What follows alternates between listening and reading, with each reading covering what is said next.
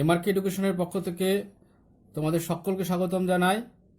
আজকে model activity task class 10 এর জীবন বিজ্ঞান অর্থাৎ লাইফ সায়েন্স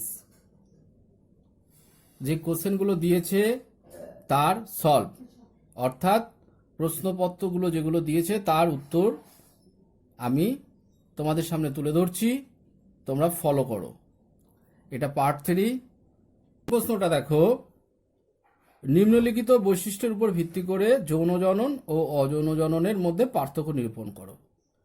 3টে বৈশিষ্ট্য বলেছে। একটা হচ্ছে জনিত্রী জীবের সংখ্যা, 2 নম্বর গ্যামেটের উৎপাদন, 3 নম্বর মাইটোসিস বা মিওসিসের উপর নির্ভরতা।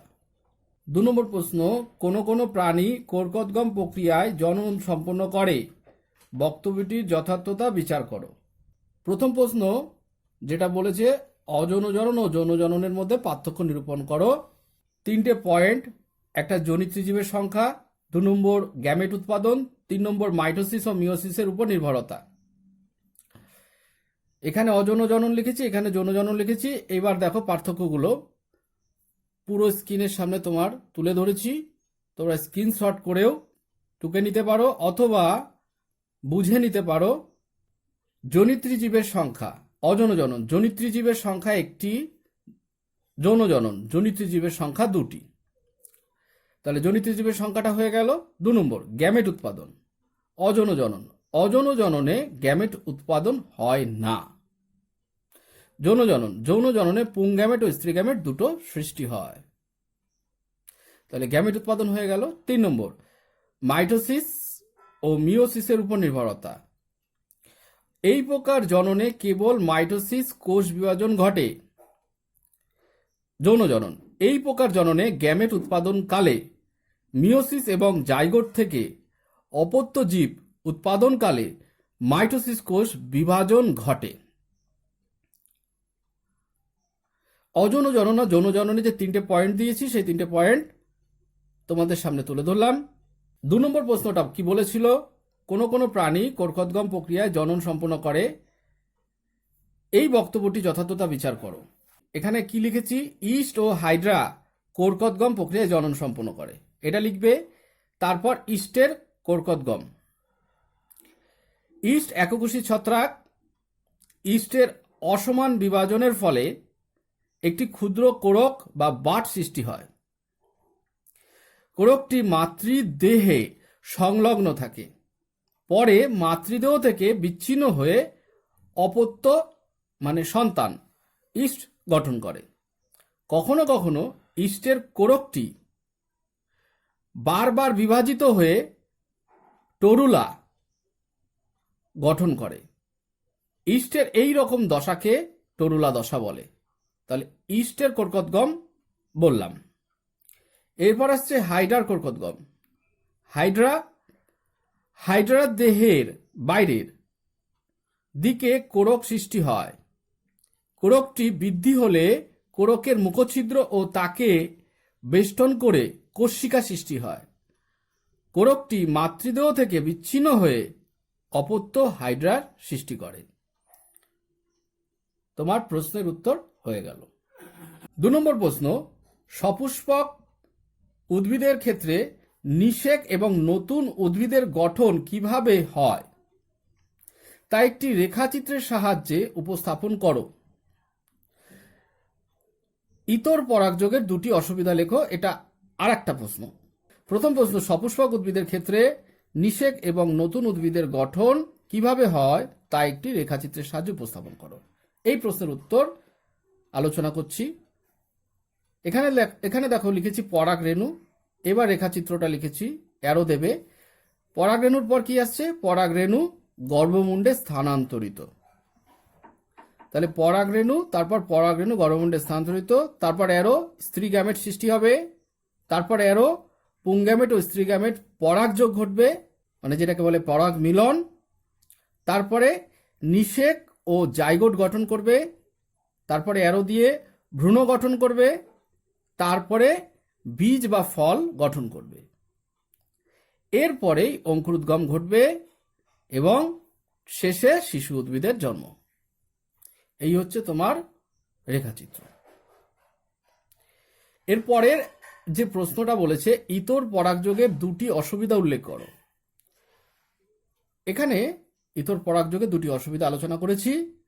1 নম্বর, ইতর পরাগযোগে বাহকের উপর নির্ভরশীলতার জন্য অনেক সময় পরাগযোগ অনিশ্চিত হয়ে পড়ে, এটা 1 নম্বর অসুবিধা। 2 নম্বর, অধিক সংখ্যক পরাগরেণুর অপচয় ঘটে।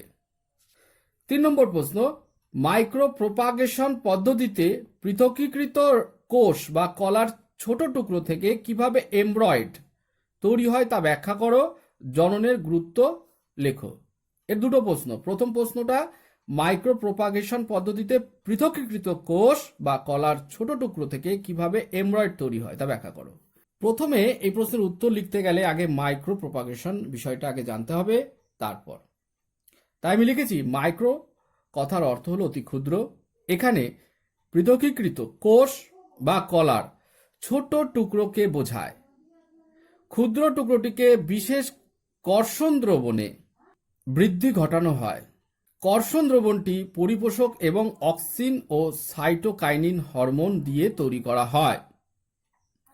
এই ধরনের পদ্ধতিকে কলাকর্ষণ বা টিস্যু কালচার বলে। প্রধানত এটি হলো কলাকর্ষণ পদ্ধতিতে উদ্ভিদের বংশবিস্তার ঘটানো। এইবার এর পদ্ধতিগুলো মাধ্যমে এমব্রয়েড সৃষ্টি কিভাবে হচ্ছে দেখো।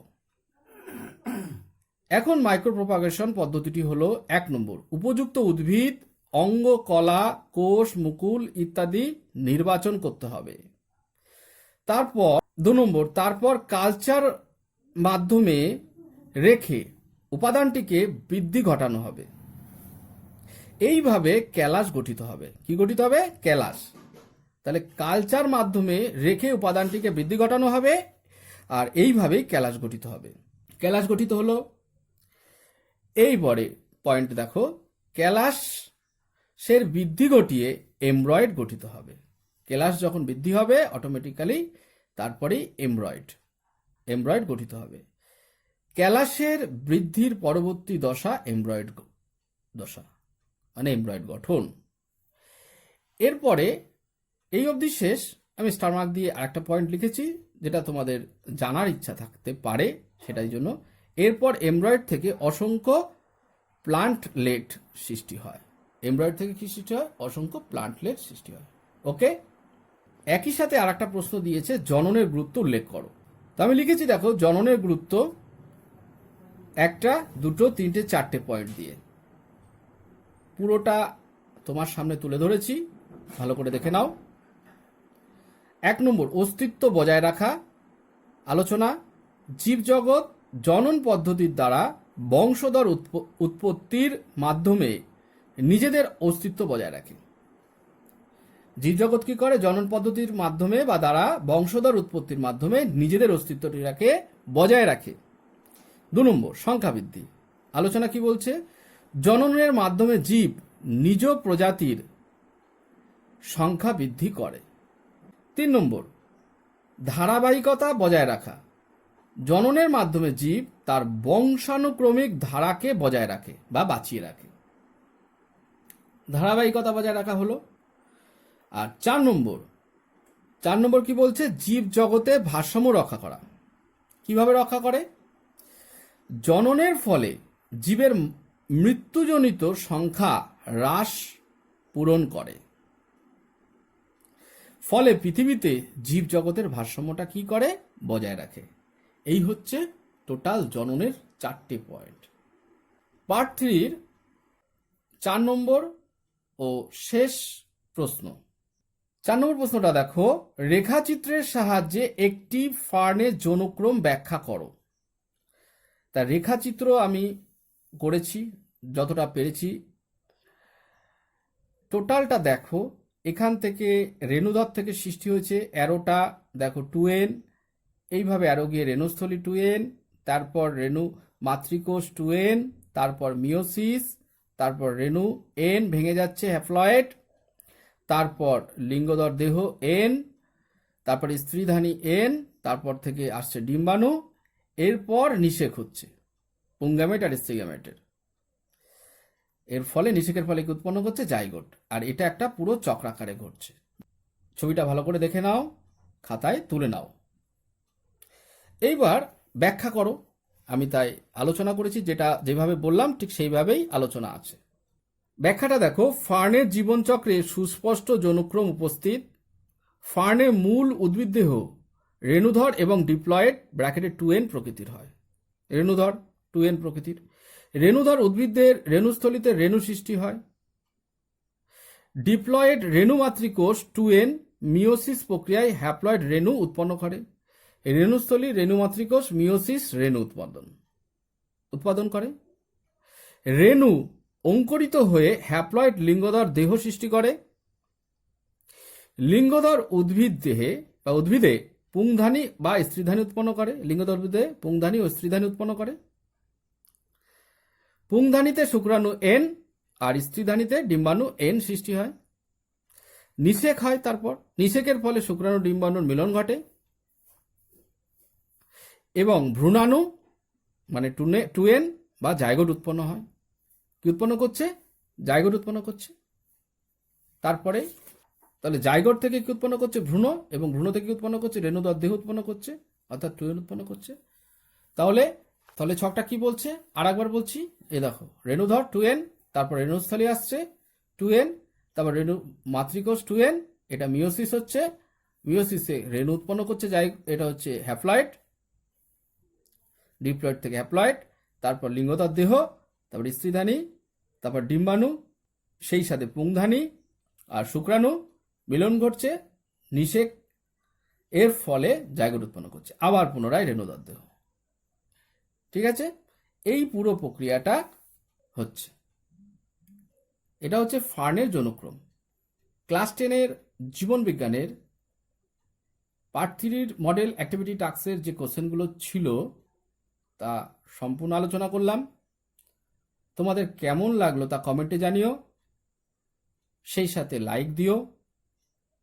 যারা চ্যানেলটিকে সাবস্ক্রাইব করেছো তাদের অশেষ ধন্যবাদ জানাই, আর যারা এখনো পর্যন্ত করনি তাদের সাবস্ক্রাইব করতে বলছি। আজ এই পর্যন্ত, তোমরা সকলে ভালো থেকো।